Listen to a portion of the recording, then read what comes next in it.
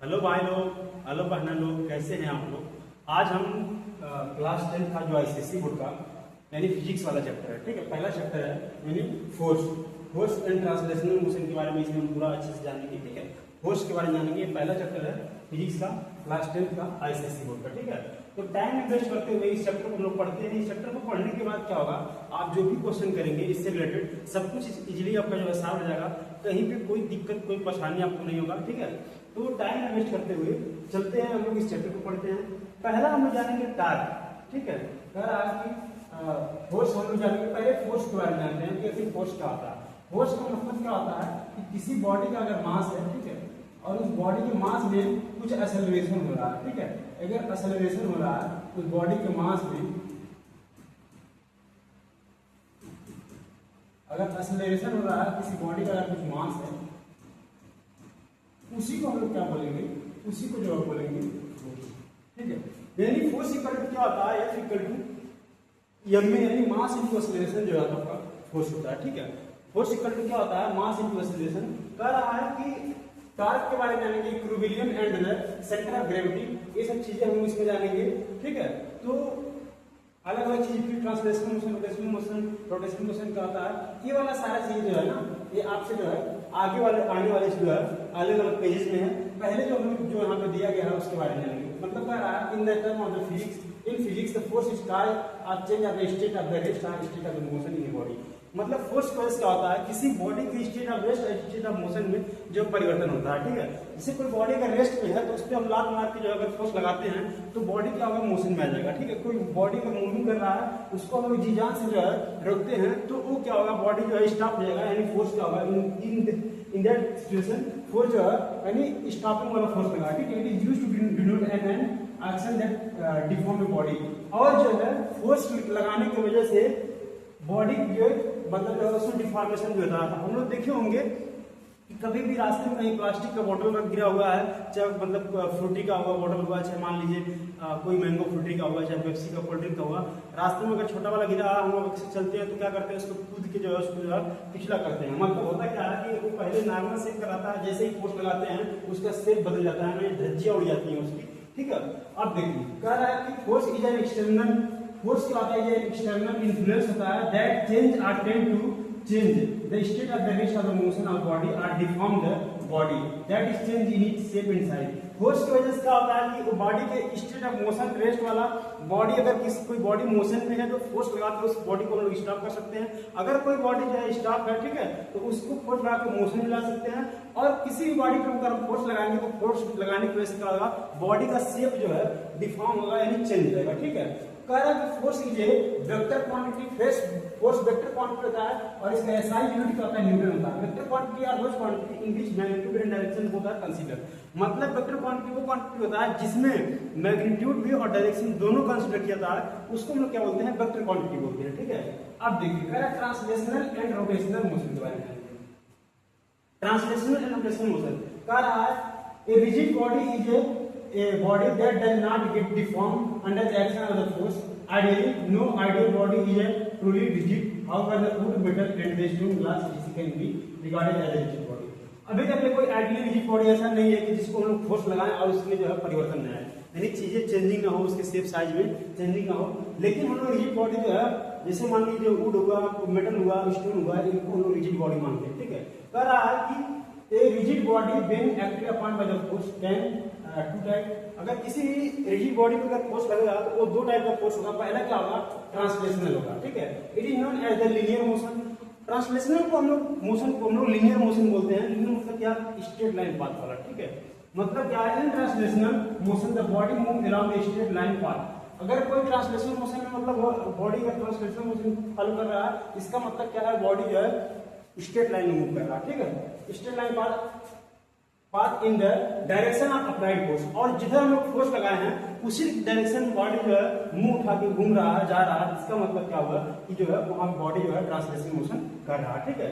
In this type of the motion the rigid body is not the pivoted और the fixed in any way, and every particle of the body has to same displacement. और सारे body का जो है particle का जो है same displacement रहता है। जैसे एग्जांपल के तौर पे कह रहा है, a motion example a motion of the rectangular wooden block down the inclined plane, a car moving on the street road and a ball rolling on the floor in a straight line path। मतलब क्या है कि कोई भी body, जैसे मान लीजिए car है, ठीक है, कोई कार है भाई साहब, ठीक है, अगर ये मूव कर रहा है स्ट्रेट लाइन पाथ पे, ये कार जो है स्ट्रेट लाइन पाथ पे मूव कर रहा है, तो ये क्या हो गया आपका जो है ट्रांसलेशनल मोशन शो कर रहा है, ठीक है। किसी बॉल को अगर हम लोग ढुला दिए, जैसे यहाँ बॉल को धक्का मारा गया, पुश किया गया है, बॉल है, तो direction of motion in the applied of the force, ठीक है। यहाँ पे क्या है, बॉडी जो है ट्रांसलेशनल मोशन शो कर रहा है, ठीक। नेक्स्ट वाला हम लोग देखते हैं, देखिए नेक्स्ट वाला है क्या, रोटेशनल मोशन। रोटेशनल मोशन का मतलब क्या है, बॉडी जो है रोटेट करेगा। If A body is pivoted at that point, किसी भी पॉइंट पे अगर पाइवोटेड है, ठीक है, a force is applied and the body is at the suitable point, it rotates the body about the axis passing through the pivoted point। मतलब जो है बॉडी को, कोई बॉडी को कहीं पे ऐसे मतलब जो है फिक्स है और उसको जब किसी डायरेक्शन में फोर्स लग रहा है, उसको अगर रोटेट कर दे रहा, बॉडी को रोटेट कर रहा, तो उसमें क्या होगा, रोटेशनल मोशन हो गया। And this is known as the turning effect of the force. और turning effect of the force का मतलब क्या है कि बॉडी पे अगर हम फोर्स लगा रहे हैं, ठीक है, तो बॉडी को फोर्स लगाएंगे तो टेंजेंशियल डायरेक्शन रहेगा और उसमें बॉडी में रोटेशन काज करेगा, ठीक है। The motion of the body is regarded as rotational motion. और उस केस में जो बॉडी के मोशन को हम लोग क्या बोलेंगे, रोटेशनल मोशन बोलेंगे। For example, if a wheel is pivoted at its center and the force is applied tangentially at its rim as shown in figure, the wheel rotate about its center। और उस case में जो है wheel जो है उसके centre से जो है राउंड राउंड रोटेट करेगा। कह रहा है कि rotation, example, rotation of the cotton wheels merry go round and spinning top and the movement of the door around the hinge and the wheel of the vehicle etc। जो मतलब कि जो गाड़ी होते हैं, फोर व्हीलर होते हैं, उनके पहिए जो है फिक्स एक्सिस पे रोटेट करते हैं, ठीक है। साइकिल के हुए ये सब चीजें जो है, झूला वूला वाला तो आप देखे होंगे मेले में रहता है, यहाँ छोटे छोटे बच्चों को बिठा देते हैं लोग, उसके बाद एक रोटेट कर देता और बच्चे वहाँ पे घोड़ा हाथ में बैठ घूमते रहते हैं, ठीक है। ये सब सिचुएशन जो है तो आप देखे होंगे। In general the motion of rigid body is a combination of the translational and rotational. General में क्या होता है, जो रिजिड बॉडी का मोशन होता है उसमें कॉम्बिनेशन होता है ट्रांसलेशनल और रोटेशनल दोनों का। ट्रांसलेशनल और रोटेशनल दोनों का मतलब क्या है कि बॉडी जो है ट्रांसलेशनल भी मोशन करेगा और रोटेशनल मोशन भी करेगा, दोनों मोशन करेगा, ठीक है। अब नेक्स्ट वाला जानते हैं, कह रहा movement or turning effect of the force. हम लोग यानी टारक के बारे में जानेंगे। देखिए movement or turning effect of the force क्या होता है, the movement of the force of the torque on the body is the turning effect of the force acting on the body about the axis of the rotation। मतलब जो force लगता है वो axis of rotation के about लगता है, ठीक है। कहा factor affecting the movement of force, और किस किस फोर्स पे, किस किस फैक्टर पे जो है मूवमेंट ऑफ फोर्स जो है डिपेंड करेगा, इसके बारे में जानेंगे। जैसे यहाँ पे एग्जांपल दिया है कि मतलब कोई बॉडी है, consider body rigid body fix at point two, किसी पॉइंट पे फिक्स है, ठीक है। Let a force F act at the point P on the body, ये P पॉइंट पर हम फोर्स इधर डायरेक्शन में लगाएं, ठीक है। तो उसके बाद क्या होगा, point P is called the point of action of the force, और पॉइंट P जो है point of action of force है, और बॉडी क्या करेगा, रोटेट करेगा। And imagine the line passing through the point of action of the force and draw in the same direction in which the force act, it is called the line of action of the force. और उसी का line of action of force बोलेंगे, ठीक है। एक line जो draw किए जहां से मतलब पास किया तो line of action of the force हो गया।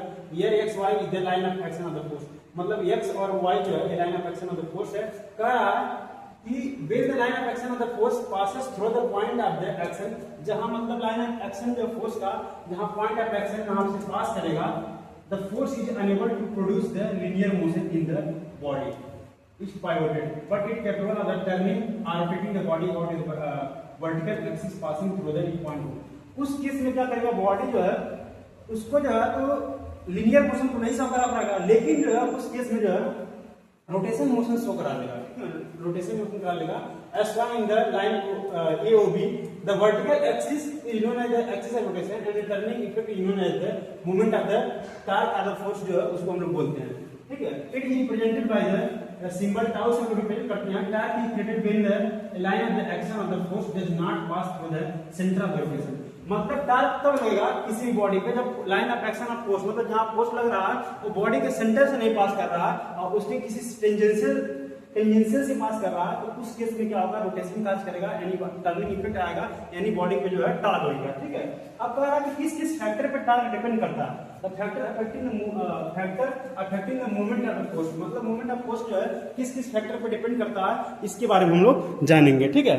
Moment of the force, the turning effect of the force on the body depend on the following two factor, दो फैक्टर पर डिपेंड करता है। पहला क्या है, मैग्नीट्यूड ऑफ फोर्स अप्लाइड, मतलब कितना फोर्स लगा, अब कितनी सा फोर्स लगाएंगे तो कितना मूवमेंट करेगा, नहीं मूवमेंट करेगा, ज्यादा फोर्स लगाएंगे तो ज्यादा मूवमेंट करेगा। फिर इस पर आप perpendicular distance of line of action of the force, perpendicular distance मतलब जहां से जहां फोर्स लगाए हैं और लाइन ऑफ एक्शन के perpendicular distance X Y from the point of action और the axis of the rotation AOB, ठीक है। मतलब फोर्स का और जो एक्सिस ऑफ रोटेशन की जो परपेंडिकुलर डिस्टेंस भी मतलब बनना चाहिए, ठीक है। The OP is a perpendicular run from the point O on the line of action of the force, and this represents the distance between the line of action of the force x, y and the rotation of axis AOB। मतलब देखिए यहाँ पे ऐसे नहीं समझ आएगा। अब देखिए एक OP क्या परपेंडिकुलर डिस्टेंस, यहाँ पे line of action of force मान लीजिए डायरेक्शन ड्रा करिए, तो परपेंडिकुलर डिस्टेंस का मतलब क्या है, यहाँ पे 90 डिग्री का फोर्स और जो है लाइन ऑफ एक्शन जो है जो वहां से जो डिस्टेंस है उसमें 90 डिग्री का एंगल का फॉर्मेशन हो रहा है। जब तब बॉडी जो है ये ओबी के इससे रोटेट करेगा, इसमें जो है हम लोग जो है टर्निंग इफेक्ट इस चीज पे डिपेंड करता है। कह रहा था movement of the force or torque about a point is measure by the product of the magnitude of force, मतलब टार्क को हम लोग क्या कहते हैं, मैग्नीट्यूड ऑफ द फोर्स बोलते हैं, ठीक है। टार्क को हम लोग क्या बोलते हैं, मैग्नीट्यूड ऑफ फोर्स बोलते हैं, और उसके बाद मैग्नीट्यूड ऑफ फोर्स बोलते हैं and force and the perpendicular distance of the line of action of the force from the axis of rotation, और परपेंडिकुलर डिस्टेंस हम लेते हैं line of action of the force से। The moment of the force about the point O equal to force into the perpendicular distance of the force from the point O, मतलब क्या है कि force into displacement यानी perpendicular distance यानी d, ठीक है। Force into distance यानी tau जो हो गया आपका, टाउ इक्वल टू जो है f इनटू जो है d, परपेंडिकुलर डिस्टेंस हम लोग लेंगे, ठीक है, परपेंडिकुलर डिस्टेंस। अब देखिए कह रहा है further tau equal to f into op यानी perpendicular distance, tau equal to force into the perpendicular distance, further the line of action of the force axis of the rotation is the more the turning effect of the body, in other words when the perpendicular distance of the line of action of the force is a maximum from the axis of rotation, अगर perpendicular distance maximum होगा axis of rotation से then the amount of the force will produce maximum torque to turning the body, और जो है उस case में जो है मोमेंट ऑफ फोर्स यानी टार्क ज्यादा जनरेट होगा जब परपेंडिकुलर डिस्टेंस जो है ज्यादा रहेगा, जब फोर्स का मैग्नीट्यूड ज्यादा रहेगा, परपेंडिकुलर डिस्टेंस ज्यादा रहेगा तो टार्क जो है ज्यादा जनरेट होगा। कह रहा unit of moment of force क्या क्या यूनिट होता है उसके बारे में जानेंगे। कह रहा unit of moment of force equal to unit of force into unit of distance, unit of force का न्यूटन हो गया, यूनिट ऑफ डिस्टेंस क्या होगा मीटर हो गया, ठीक है। तो इसका जो है the SI unit of the force is metre and that of the distance is metre, the SI unit of the force is known as newton into metre, यानी न्यूटन मीटर इसको हम लोग कंसीडर कर रहे हैं। कह रहा the CGS unit of the moment of the force is dyne, CGS unit हम क्या लिखते हैं डाइन, ठीक है। If the gravitational unit of the force is consider then the unit of the torque are known as kgf यानी kilogram force metre and the gf centimetre is the SI unit and CGS unit of the respectively जो है CGS और का CGS unit of the moment of force is dyne centimetre होता है, ठीक है। लेकिन जो है if the gravitational unit of force is consider, अगर gravitational unit of force consider करते हैं तो with the unit of the torque तो क्या लिखेंगे kgf मीटर लिखेंगे and gf centimetre in the SI and CGS unit लेंगे। करा relation between the unit 1 newton metre equal to क्या होता है 10 to power 5 dyne 1 newton equal to होता है, और उसके बाद 1 newton metre to power minus 10 to power 2 centimetre होता है, तो टोटल क्या होगा 10 टू पावर 7 डाइन सेंटीमीटर हो जाएगा, और 1 kgf metre equal to 9.8 newton metre हो जाएगा, और 1 gf centimetre equal to 980 dyne centimetre हो जाएगा, ठीक है। देखिए कह रहा torque is vector quantity, vector मतलब होता है जिसमें मैग्नीट्यूड और डायरेक्शन हम पहले ही बता दिए हैं, जिसमें मैग्नीट्यूड और डायरेक्शन दोनों कंसीडर करते हैं, ऐसे क्वांटिटी को हम लोग क्या बोलते हैं वेक्टर क्वांटिटी बोलते हैं, ठीक है। Vector quantity are those quantity in which the magnitude and direction both are consider if the magnitude is equal to the product of force and the perpendicular distance and direction is normal to the plane containing the perpendicular distance of the force। सारा clockwise and anti clockwise movement के बारे में अब देखिए clockwise क्या होता है, anti clockwise क्या होता है। क्लॉकवाइज मतलब जैसे घड़ी है, ठीक है, घड़ी है अगर जो है ऐसे ऐसे मूव कर रहा तो क्लॉकवाइज, अगर ऐसे मूव कर रहा मतलब इस डायरेक्शन में मूव कर रहा तो एंटी क्लॉकवाइज, अगर इस डायरेक्शन में मूव कर रहा, अगर ऐसे मूव कर रहा तो क्लॉकवाइज, ठीक है। देखिए Conventionally, if the effect on the body is to turn it anti-clockwise, the moment of force is called the anti-clockwise movement and it is taken as positive. Anti clockwise moment वाला हम लोग हमेशा positive लेते हैं, ठीक है, क्योंकि upward direction में हमेशा लगता है, फोर्स अपवर्ड डायरेक्शन में नहीं अपवर्ड में लगता है. While the effect on the body is to turn in clockwise, the moment of the force is called the clockwise moment force, it is taken in negative. और clockwise वाले में जो है हम लोग फोर्स जो डायरेक्शन लेते हैं, क्लॉकवाइज फोर्स जो है नीचे की तरफ लगता है, इसलिए हम उसको नेगेटिव लेते हैं, ठीक है. अरे भाई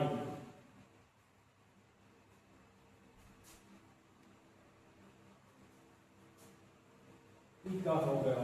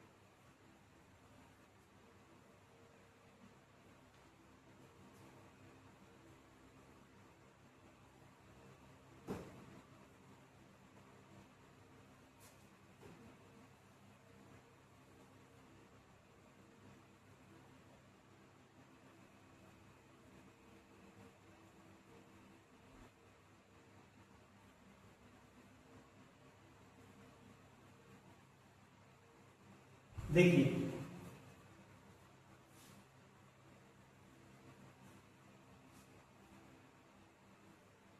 the moment of the force जो वेक्टर क्वांटिटी होता है, ठीक है, इसको देख लिए.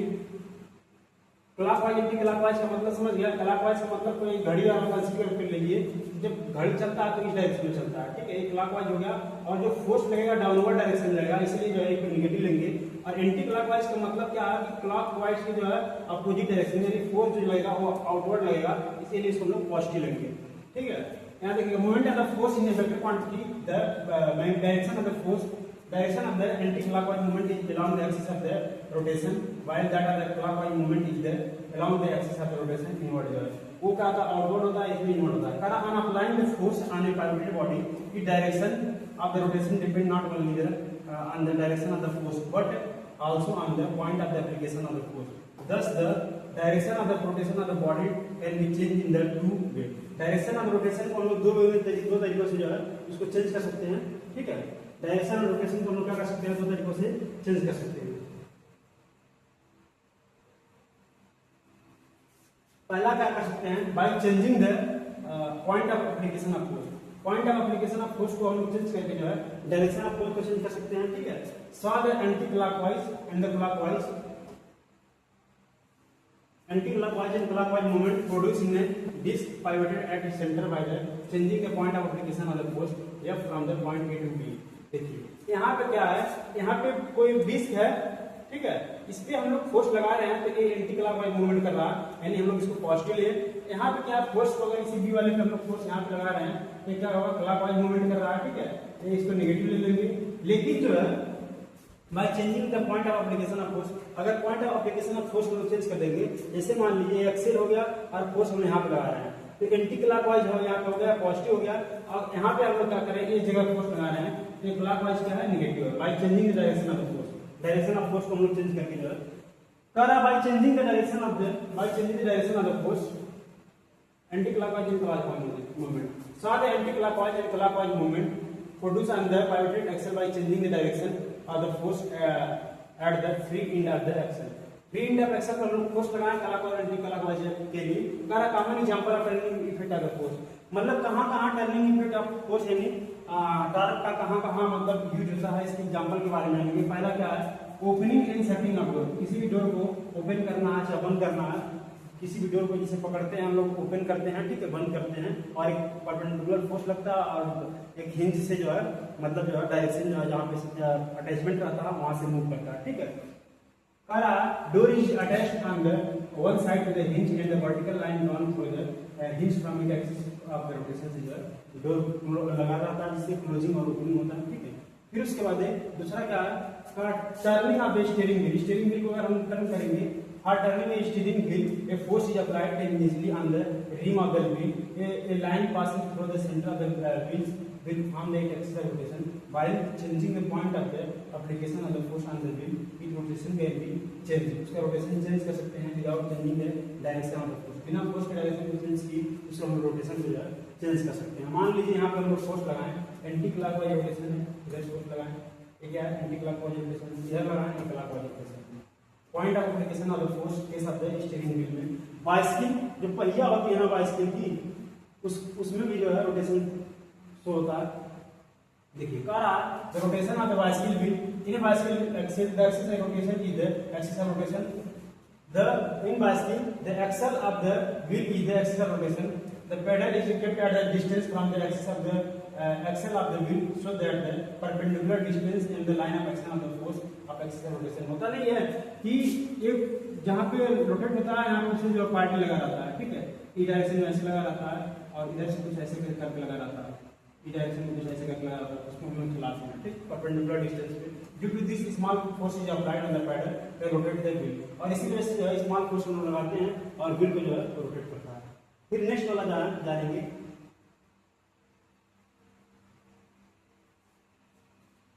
टर्निंग ए स्पेनर रेंज को जो है हम लोग जहाँ जब भी खोलते हैं तो एक एक्सिस ऑफ रोटेशन से फिक्स होता है, तो उसको हम लोग परपेंडिकुलर डिस्टेंस वाला फोर्स लगाते हैं, फोर्स इनटू परपेंडिकुलर डिस्टेंस।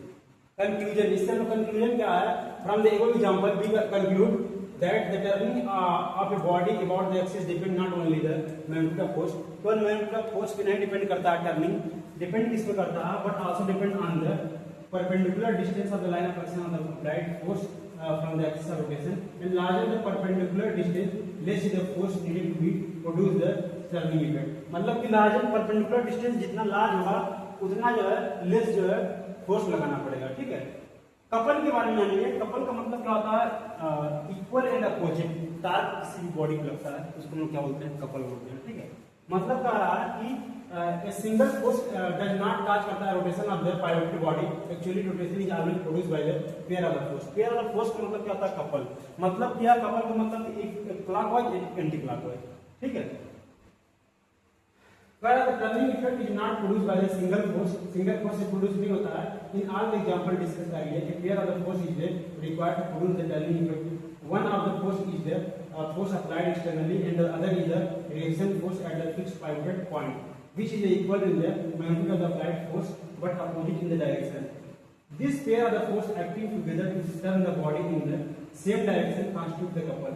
मतलब इक्वल अपोजिट फोर्स जो लगता है किसी बॉडी पे जिसको सेम डायरेक्शन से मतलब उसमें जो रोटेट करने के लिए, मान लीजिए एक वाला फोर्स हम लोग इधर लगा रहे हैं, ठीक है, और एक जो है यहाँ पे लग रहा है, एक इधर जा रहा है एक इधर लगा रहा है, ठीक है। Turning of the steering wheel पे जो है एग्जाम्पल है। A pair of the equal and opposite parallel force which those line of action are not the same constitute the couple। जिसका line of action जो है सेम नहीं रहता है और उसको क्या बोलते हैं, constitute है, उसको हम लोग क्या बोलते हैं, couple बोलते हैं। A couple is always required to produce a turning effect of the motion। मतलब couple के वजह से होता है turning effect of the motion होता है। A couple can balance by an equal and parallel force and equal but acting in the opposite direction। मतलब क्या, इक्वल आता है फोर्स लेकिन अपोजिट डायरेक्शन में हमेशा लगता है, ठीक है। ये ओपनिंग ऑफ डोर वाला एग्जांपल है। फिर नेक्स्ट वाला देखेंगे, स्टीयरिंग व्हील वाला एग्जांपल है। फिर टैब को ओपन करने वाला जो एग्जांपल है टैब का, ठीक है, उसको एक तो हम लोग पहले टैब को पकड़ते हैं, इधर करते हैं या इधर कर देते हैं, ठीक। फिर उसके बाद ये सब हो गया। फिर मूवमेंट ऑफ कपल के बारे में जानेंगे, ठीक है।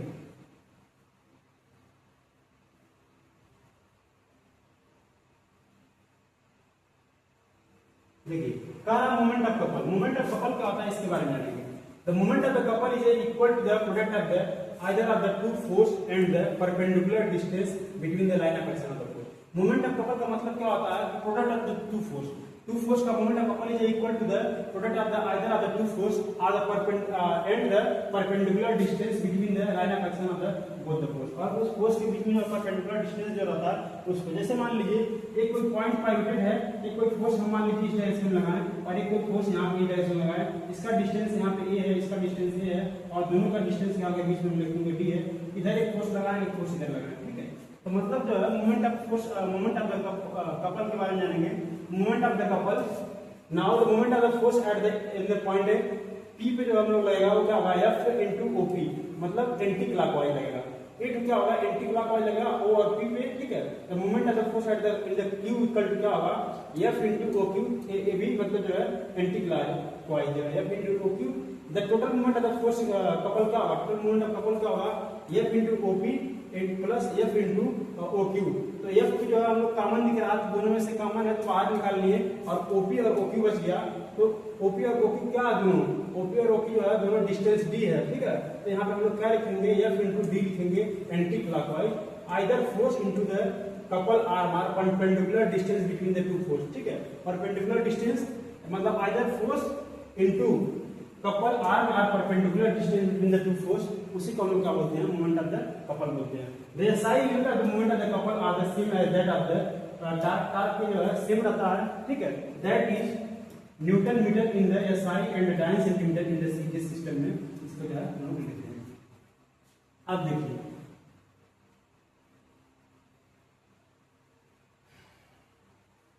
नेक्स्ट हम लोग जानेंगे, नेक्स्ट जानेंगे इक्विलिब्रियम के बारे में। इक्विलिब्रियम के बारे में जानेंगे ऑफ द रिजिड बॉडी, ठीक है।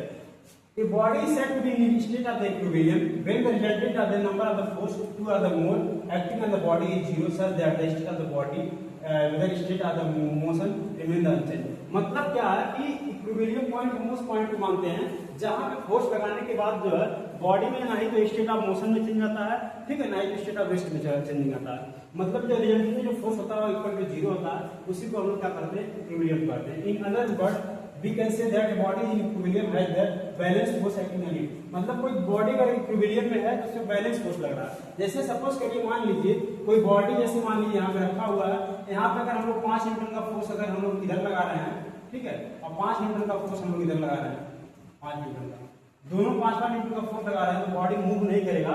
इसका मतलब क्या है इक्विलिब्रियम में। अगर 5 न्यूटन का फोर्स हम इधर लगा रहे हैं और 5 न्यूटन का फोर्स इधर लगाए कभी भी नहीं मूव कर रहा, बॉडी इक्विलिब्रियम में, ठीक है। अगर इधर हम लोग 10 न्यूटन का लगाए, इधर 5 न्यूटन का लगाए इधर नीचे, तो क्या होगा बॉडी जो है मूव करेगा, उस केस में इक्विलिब्रियम नहीं होगा। अब कह रहा है टाइप ऑफ इक्विलिब्रियम। इक्विलिब्रियम कितने प्रकार के होते हैं इसके बारे में जानेंगे। इक्विलिब्रियम जो है equilibrium is of two type, पहला का स्टैटिक इक्विलिब्रियम, ठीक है, और दूसरा क्या dynamic equilibrium. Static equilibrium a body is said to be in the static equilibrium if they remain in the state of the rest under the influence of applied force. अगर कोई body पे जो है हम लोग फोर्स जी जान करके लगा रहे हैं, ठीक है, खूब फोर्स लगा रहे हैं लेकिन बॉडी में कोई परिवर्तन नहीं आ रहा, चेंजिंग नहीं आ रहा, उस केस में जो है हम लोग क्या बोलेंगे स्टैटिक इक्विलिब्रियम। जैसे एक box lying on the table, table box लगा है, ठीक है, the force exerted by the weight of the box in the downward direction में लगा हुआ है is the balance by the reaction force of the table in the opposite direction.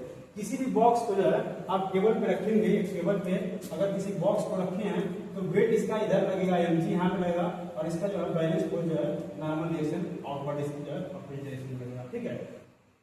The balance bye direction force of the table in the opposite direction, the vertical downward and the box remain in the state of the rest in the resultant force is zero and this it is the static equilibrium. और static equilibrium का example है, बहुत सारे equilibrium का static का example है, ठीक है। फिर क्या रहा है डायनेमिक इक्विलिब्रियम के बारे में जानेंगे। A body is said to be in the dynamic equilibrium if it remain in the state of the motion under the influence of applied force। मतलब कोई बॉडी अगर जो है मूड बना के अच्छे से चल रहा है, ठीक है, घूम आगे बढ़ते जा रहा, उस पर हम लोग फोर्स लगा रहे हैं, ठीक है, और बॉडी को फोर्स लगा रहे हैं, बॉडी में कोई परिवर्तन नहीं आ रहा, मतलब वो मोशन में ही रह रहा है, ठीक है। तो उस केस में हम लोग क्या करेंगे, जितने हम लोग फोर्स लगाएं वो फोर्स जो है जीरो हो गया, उस केस में क्या होगा कि हमारा जो है ये डायनेमिक इक्विलिब्रियम का एग्जांपल है, ठीक है। जैसे कह रहा है कि a rain drop reach the earth surface with a constant velocity, the weight of the falling drop is balanced by the sum of the buoyant force and the force due to the friction viscosity of the air, thus the net force on the drop is zero, so it fall down with the constant velocity, से जो है वो गिरता रहता है, ठीक है। फिर कह रहा है airplane move at the constant height when the upward lift on the balance it weight downward, ठीक है, upward lift उसका जो है बैलेंस यानी वेट जो है वो मतलब डाउनवर्ड को जो है बैलेंस कर लेते हैं, उस केस में जो है एरोप्लेन जो है एक कांस्टेंट मतलब जो है एक इक्वल हाइट किसी हाइट पे जो है कांस्टेंटली मूव करता है, ठीक है। बहुत सारे इसमें एग्जांपल है। कह रहा है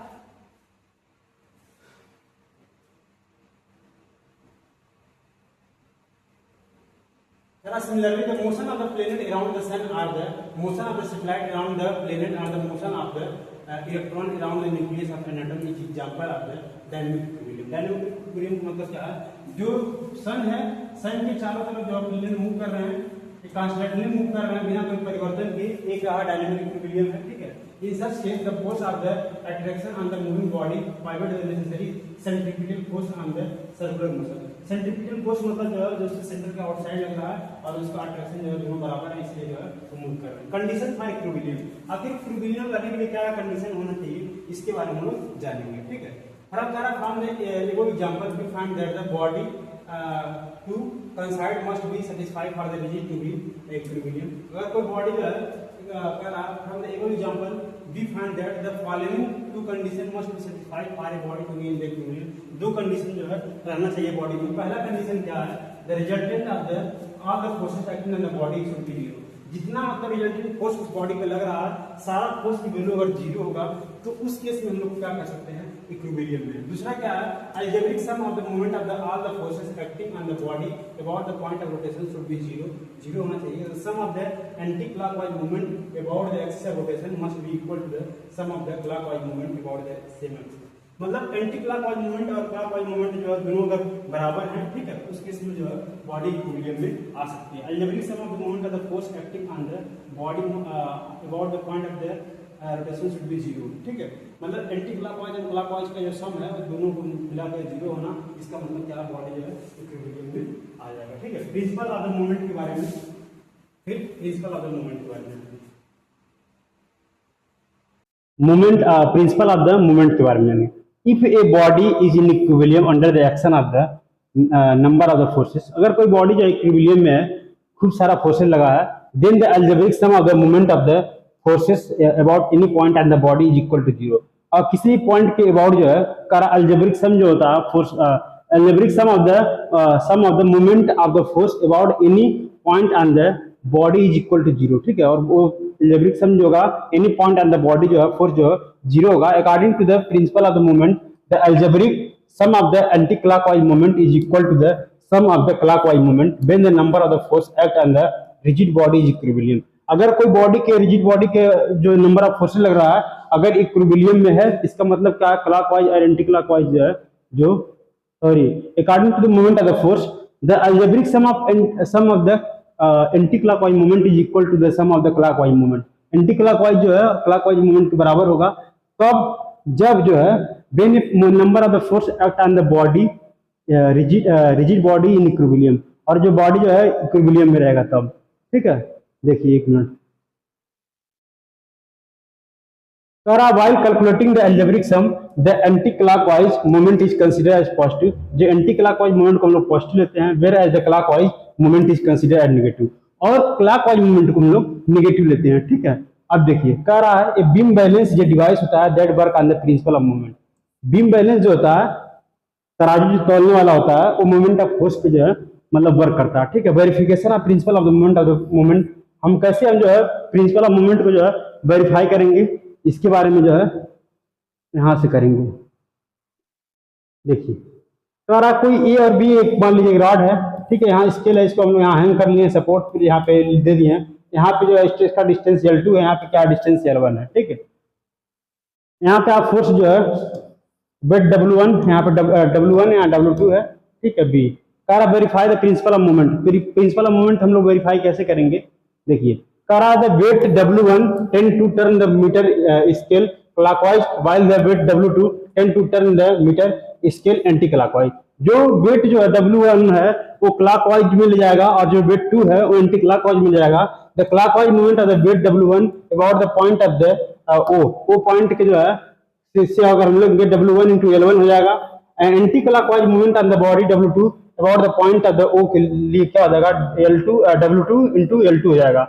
In the equilibrium when the meter scale is the horizontal है, it is found that any clockwise movement जो है एंटी क्लॉकवाइज मूवमेंट के बराबर है, यानी W1 L1 equal to W2 L2 हो गया। ठीक है, इसका मतलब क्या है, clockwise movement equal to anti clockwise movement, and this verify the principle of the movement, और ये प्रिंसिपल ऑफ मूवमेंट को जो है वेरीफाई कर रहा है। ठीक है, पॉइंट ओ से हम लोग हैंग किए थे इसको। नेक्स्ट वाला जानते हैं। नेक्स्ट वाला हम लोग जानेंगे सेंटर ऑफ ग्रेविटी के बारे में जानेंगे। सेंटर ऑफ ग्रेविटी होता क्या है, ठीक है, इसके बारे में जानेंगे। कह रहा है we know that the earth attract every body और particle toward the its centre through the force of the gravity due to the weight of the body. Weight of the body को क्या होता है, फोर्स ऑफ ग्रेविटी लगा के उसको अपनी तरफ अट्रैक्ट करता है। A rigid body of the weight W can be considered to be the made up of the number of the minute particle से बना रहता है, एंड ईच पार्टिकल वेट जो है, जो उस पार्टिकल का, सबका पार्टिकल का जो रिजिड बॉडी है बहुत सारे पार्टिकल से बना है, सबका वेट जो है W1 W2 W3 W4 इस तरह के है। ठीक है, और टोटल जो है वेट जो है पूरे बॉडी में डिस्ट्रीब्यूटेड है, और इस बॉडी का जो है कहीं एक सेंटर ऑफ ग्रेविटी होगा। ठीक है, बॉडी का क्या है, सेंटर ऑफ यहाँ पे ग्रेविटी होगा, सेंटर ऑफ द ग्रेविटी है।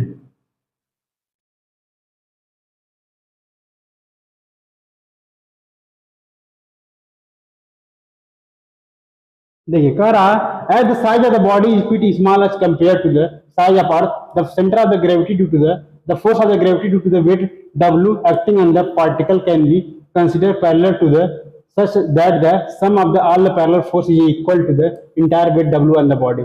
मतलब क्या है, जितना पैरेलल फोर्स होंगे उसका बॉडी का जो है सेंटर ऑफ ग्रेविटी का मतलब, कहने का मतलब जो है कि टोटल बॉडी का जो वेट होगा ना उसके जो है सेंटर पे जो हम लोग कंसीडर कर सकते हैं, and this individual parallel force on the act in the same direction vertically downward, and the force due to the weight W will be at a point G such that the algebraic sum of the moment about the point G due to the weight W of each other particle is zero। The point G where the net force is zero is called the center of the gravity of the body। मतलब जो है point जी जहां पे body का जो है net force जो है जीरो होगा उसको हम लोग क्या बोलेंगे, centre of gravity. The weight W of the body is considered as a single force acting vertically downward for the centre of the gravity of the body. ठीक है, देखिए यहाँ पर कह रहा है centre of gravity of the rigid body is defined as the point at which the entire weight of the body act, and the algebraic sum of the moment of the weight of the particle constitute the body is zero about this point. ठीक है, मतलब क्या है कि centre of gravity होता क्या है, the centre of the gravity of a rigid body is defined as the point at which the entire weight of the body act, जहां पे पूरे बॉडी का वेट जो है एक्ट करता है। The algebraic sum of the moment of the weight of the body particle constituting the body is zero about this point। Centre of gravity जो है जहां पे मोमेंट ऑफ द जो moment of the weight of the particle जो होता है वहां पे जीरो कंसीडर किया जाता है। ठीक है, the position of the centre of gravity of the body given mass depend करता है शेप ऑफ द बॉडी के शेप पे भी डिपेंड करता है, and the distribution of it mass depending on the this two factor the centre of gravity में लाई within, उसमें centre of gravity जो है लाई करता है। जैसे सर्कुलर है तो सेंटर ऑफ ग्रेविटी यहाँ पे है, ए वायर वाला यहाँ पे है, यूनिफॉर्म रॉड है तो इसका यहाँ पे है, ये सर्कुलर डिस्क है यहाँ पे है। ठीक है, ये ट्रायंगुलर लैमिना है तो सेंटर ऑफ ग्रेविटी यहाँ पे, स्क्वायर का सेंटर ऑफ ग्रेविटी इनके जो बीच पे है, यहाँ पे रोम्बस है, ये सेंटर ऑफ ग्रेविटी इसका जो है यहाँ पे बीच में है। ठीक है, अब देखिए कुछ और भी दिया गया है फिगर। कह रहा जो हालो कोन होता है सेंटर ऑफ ग्रेविटी जो है उसको जो है सेंटर ऑफ ग्रेविटी 1/3 पे होता है। ठीक है, और यहाँ पे क्या सेंटर ऑफ ग्रेविटी जो है सॉलिड कोन पे 1/4 पे होता है। यहाँ क्यूबॉइड पे क्या होता है, क्यूबॉइड के यहाँ पे बीच में कहीं होता है। अब देखिए इधर देखिए, कह रहा सेंटर ऑफ ग्रेविटी में lie within the body और outside where there is no material. Centre of gravity body का या तो उस बॉडी में लाई करेगा उसके, या तो बाहर जो है लाई कर सकता है। ठीक है, and also if the body is deform the position of the centre of gravity change, अगर बॉडी को डिफॉर्म करेंगे तो सेंटर ऑफ ग्रेविटी जो है वो चेंज हो जाएगा। ठीक है, centre of gravity of the uniform bar और rod is lie at the mid point of the axis, the centre of the gravity of the rings lie at its centre there is no material. A wire has the center of gravity at its midpoint होता है, but if the wire is bent in the form of the circle, its center of gravity will be at the center of the circle, and position of the center of gravity change भी हो सकता है। ठीक है, देखिए अगर wire है straight है तो सेंटर ऑफ ग्रेविटी कहीं भी यहाँ पे होगा, अगर इसी को हम लोग सर्कुलर कर दें तो सेंटर ऑफ ग्रेविटी जो है बीच में आ जाएगा। ठीक है, centre of gravity of the regular body, कुछ कुछ रेगुलर बॉडी के सेंटर ऑफ ग्रेविटी जो है यहाँ पे जो नीचे दिया गया था उसको हम बताएंगे। देखिए uniform straight bar, mid point of the bar होता है, कह रहा है यूनिफॉर्म बेंड बीन और rod, mid point of the axis होता है, स्फीयर का सॉलिड हालो में ज्योमेट्रिक सेंटर पे उसका होता है, ठीक। फिर उसके बाद सिलेंडर का mid point on the axis of cylinder होता है, सॉलिड कोन का at the height 1/4 from the base of the axis, axis के बेस से जो है 1/4 पे, एंड हालो कोन पे क्या होता है at the height 1/3 from the base of base से जो है 1/3 पे, the centroid point of the intersection of the meridian, यानी ट्रेंगुलर लेमाइना में जो है वहां पाया जाता है, और रेक्टेंगुलर लेमाइना में कहाँ पाया जाता है, the point of intersection of diagonal, मतलब जहाँ पे डायगोनल इंटरसेक्ट करता है वहां पाया जाता है, रोम्बस में कहाँ पाया जाता है, the point of intersection of diagonal पाया जाता है, और क्यूब एंड क्यूबॉइड में कहाँ पाया जाता है, the mid point of the line joining the centre opposite side. Centre of gravity and the balance point,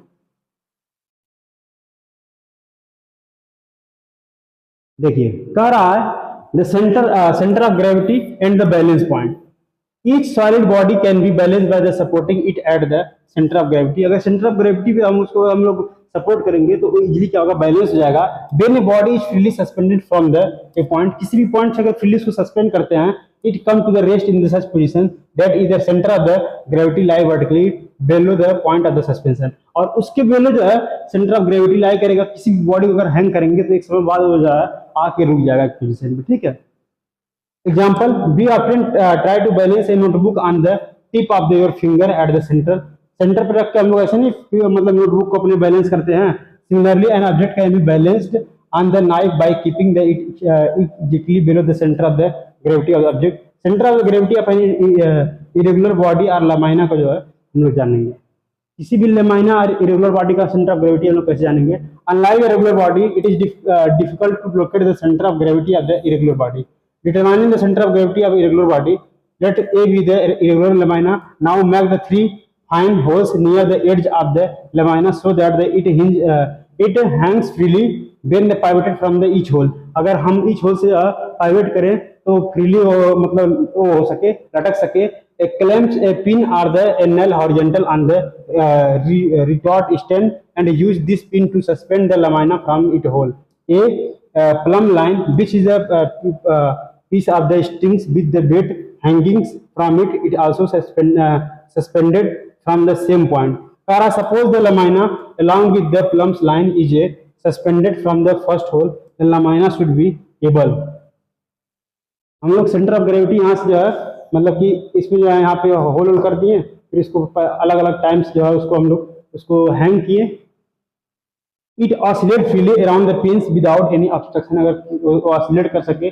When the lamina come to the rest, जैसे रेस्ट पे आएगा, the draw a straight line along the plumb passing out formed by the dotted line in the figure, और dotted line से एक जो है जैसे rest में आएगा उसको जो है हम लोग एक जैसे मान लीजिए अलग अलग होल किए और हैंग कर दिए और रोटेट होके आया, एक जगह रुका, जैसे रुका उस पर हम लोग एक लाइन ड्रॉ कर दिए, ठीक है। Repeat the procedure of the suspension of the lamina from the other two holes से भी हम लोग ऐसे ही सस्पेंड करेंगे और उसका जहाँ पर रुकेगा उसको भी जो हम लोग डॉट लाइन से वो कर देंगे। And draw 2 other straight line along the plumbs. It is observed that the 3 line along the intersecting each other at the common point. और वो तीनों लाइन कहीं ना कहीं जो है कॉमन पॉइंट पे इंटरसेक्ट करेगा और इंटरसेक्ट करेगा वहीं पे क्या होगा, उस बॉडी का सेंटर ऑफ ग्रेविटी होगा। जैसे मान लीजिए 3 होल बनाए, तीनों होल से हम एक बार लटकाएं, तीनों होल से लटकने के बाद एक ऐसे पॉइंट पे आके रेस्ट पे आया, जहां पे रेस्ट पे आया उस पॉइंट से हम लोग सीधे सीधे एक लाइन ड्रॉ कर दी डॉटेड, फिर एक जो हल्का दूसरे से लटकाएं, फिर वहां पे डॉटेड लाइन किए, फिर दूसरे से लटकाएं, उसके बाद तीनों लाइन देखे और एक जगह पे वो क्रॉस किए, जहां क्रॉस किया वहीं पे क्या होगा, उसका सेंटर ऑफ ग्रेविटी होगा, ठीक है। ये पिन है, thin irregular sheet of the material है, यहाँ पे thin cross thin centre of the gravity, यहाँ पे सेंटर ऑफ ग्रेविटी इसका, तो centre of gravity of the irregular body का जो है इस तरह से हम लोग डिटरमाइन करेंगे।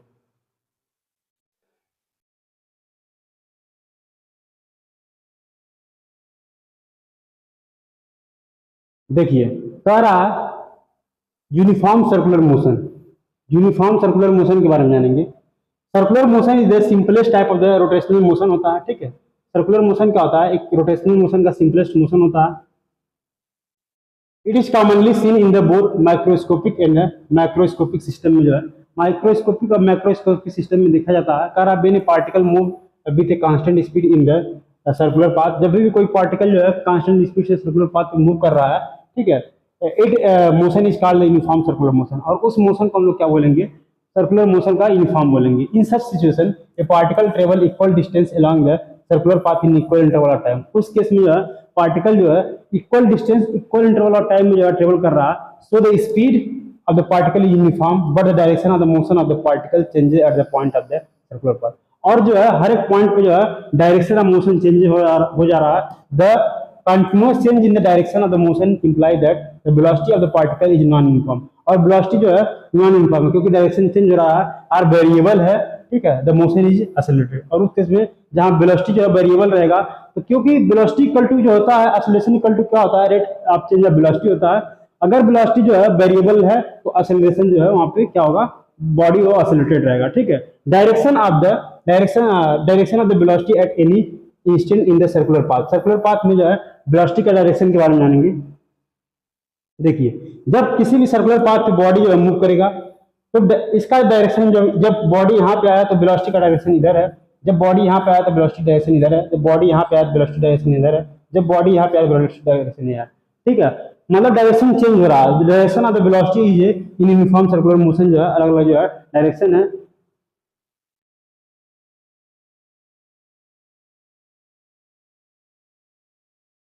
दस द वेलोसिटी ऑफ द, इसमें क्या है, दस the velocity of the particle in circular motion is variable है, सर्कुलर मोशन इज एक्सेलरेटेड है even through the speed of the particle is uniform. Particle का स्पीड भले से यूनिफॉर्म है लेकिन जो है वेलोसिटी वेरिएबल है, इसी वजह से क्या बॉडी जो है एक्सेलरेटेड है, ठीक है। Difference between the uniform circular motion and the uniform linear motion में के बारे में जानेंगे। यूनिफॉर्म सर्कुलर मोशन और यूनिफॉर्म लीनियर मोशन क्या होता है। In uniform linear motion the speed and the velocity are constant, speed और वेलोसिटी दोनों कांस्टेंट रहता है, एक्सेलरेशन उसमें क्या होता है, जीरो होता है। Uniform linear motion is an accelerated motion होता है, by in uniform circular motion में द वेलोसिटी इज वेरिएबल होता है, although the speed is uniform रहता है, so it is an accelerated motion. इसमें क्या है, एक्सेलरेटेड मोशन होता है, ठीक है। और उसमें क्या होता है कि एक्सेलरेशन जीरो होता है, ठीक है। लीनियर वाले में क्या होता है कि स्पीड और वेलोसिटी जो है कांस्टेंट रहते हैं, ठीक है। सर्कुलर में क्या होता है कि स्पीड भले से कांस्टेंट रहता है, मतलब कि यूनिफॉर्म रहता है, लेकिन वेलोसिटी वेरिएबल रहता है, जिसके क्या होगा, एक्सेलरेटेड होगा। Acceleration change, rate of change of velocity card acceleration, यानी एक्सेलरेशन क्रिएट होगा।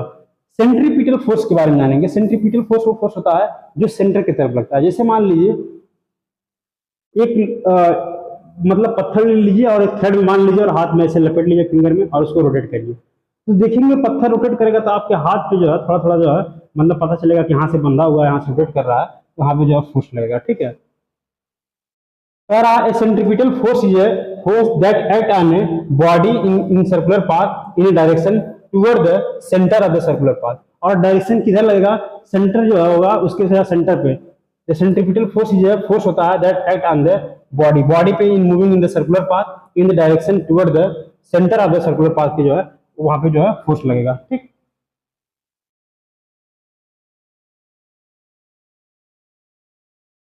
Direction of the force in uniform circular motion है।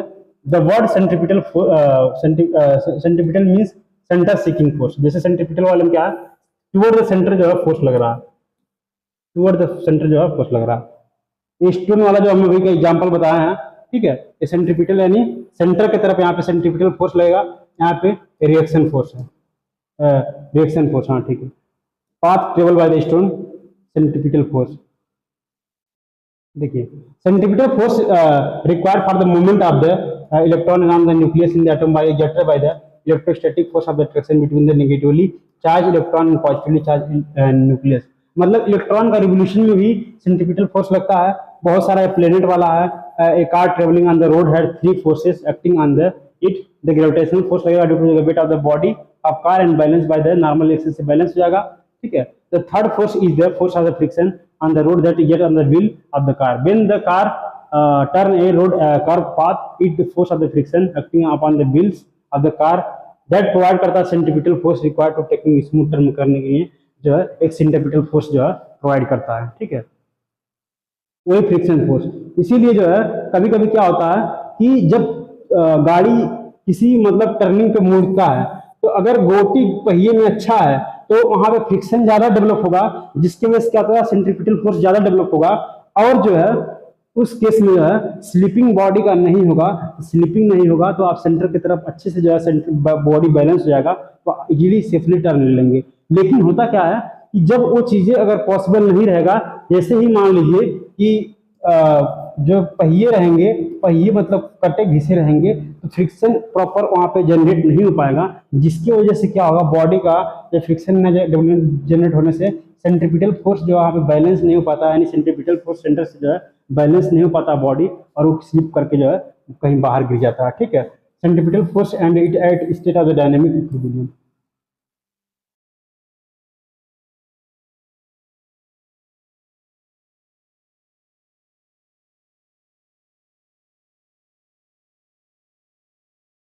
In all the above example, the body move in the circular path with the uniform speed under the influence of, किसके influence से move कर रहा है, under the influence of the centripetal force के, and it is the state of the dynamic equilibrium। Dynamic equilibrium का example है। ठीक है, सेंट्रीफ्यूगल फोर्स के बारे में जानेंगे, जो सेंटर से अवे लगता है, a force which appear to be act on the body moving in the circular path in the direction away from the centre and while the body is moving and is known as the centrifugal force। While the centripetal force act toward the center of the circular path, centrifugal force act in the opposite direction। ठीक है, centripetal force क्या होता है, centre की तरफ लगता है, centrifugal force क्या होता है, सेंटर से आउटसाइड लगता है, यानी सेंट्रीफ्यूगल फोर्स जो होता है हमेशा सेंटर से बाहर लगता है। ठीक है, सेंटर से बाहर लगेगा। Even though the magnitude of the centrifugal force is the same as that of the centripetal force, its direction is opposite of the centripetal force। It is not a reaction due to the centripetal force। मतलब कि हमेशा जो होता है कि force का जो direction जो है सेंट्रीपिटल और सेंट्रीफ्यूगल का दोनों का डायरेक्शन अपोजिट होता है। ठीक है, कह रहा है centrifugal force is not a real force होता है, मतलब ये स्यूडो फोर्स मानते हैं। It is N apparent force होता है, फिक्टियस फोर्स होता है और वर्चुअल फोर्स होता है। ठीक है,